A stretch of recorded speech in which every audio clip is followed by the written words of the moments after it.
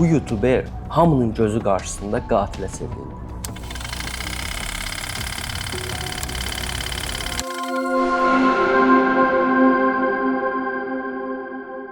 4 iyul ABŞ-ın İllinois ştatında yerləşən Highland Parkında Amerikanın müstəqillik günü paradı keçirilirdi. Səhər saat 10:00 idi. İnsanlar xoşbəxt, hava günəşli, hər tərəfdə bayram əhval-ruhiyyəsi var idi. Uşaqlar qaçır, valideynlər gülümsəyir, orkestr isə ritm tuturdu. Heç kim birazdan baş verəcək faciənin fərqində değildi. 14 dəqiqə sonra, yəni saat 10:14-də ilk səs eşidildi. İnsanlar bunu fişəng sandı. Heç kim səsə reaksiya vermədi. İkinci səs eşidildi. Bu dəfə bir neçə nəfər başını qaldırdı. Dərhal üçüncü səs eşidildi. Bu, odlu silahdan açılan atəş səsi idi.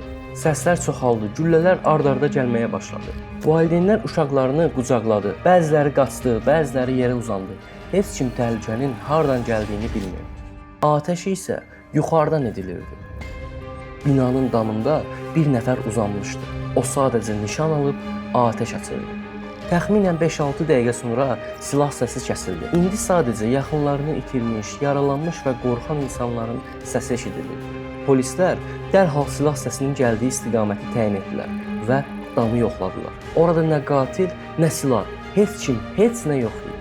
Qadın geyimində, üzündə makyaj olan, qara, uzun saçlı biri qaçışan kütlənin arası ilə sakitcə yeriyirdi. Qatil çoxdan insanların arasına qarışmışdı. O qadın geyimində məsum görünürdü. Polis isə bu vaxtı silahlı bir kişi axtarırdı. O, tək qalaraq özünə başqa bir dünya yaratmışdı. YouTube-da videolar paylaşır, demək olar ki, planları barəsində hər şeyi orada açıq-aşkar göstərirdi. 4 iyul 2022-ci ilə qədər heç kim bunun fərqində deyil. YouTube kanalının adı isə Awake The Rapper idi. İnsanlar bu videoları izlədi, bəziləri like etdi, bəziləri gülümsədi, bəziləri sona qədər izləmədən çıxdı.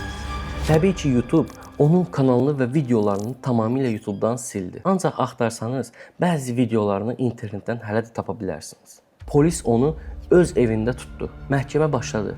Qurbanların ailələri danışırdı. Hamı onu gözləyirdi. Amma o, hökm günü məhkəməyə gəlmədi. Bro, məhkəmədə, deməli, Amerikada belə bir qayda var. Durub aləmi qırıb, belə bir hüququ var. Mən məhkəməyə çıxmaq istəmirəm. Gəlmir məhkəməyə. Kordon və neyini? İçəridə gözləyir də. Məhkəmə orada deyir ki, də 10, 100 il, 1 il, nə bilim nəsə.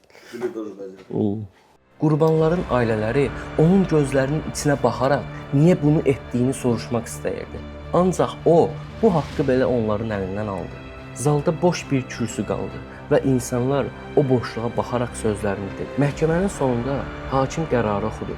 7 dəfə ömürlük həbs. İndi o, 4 divar arasında unudulmağa məhkum oldu. Abunə olmağı unutmayın.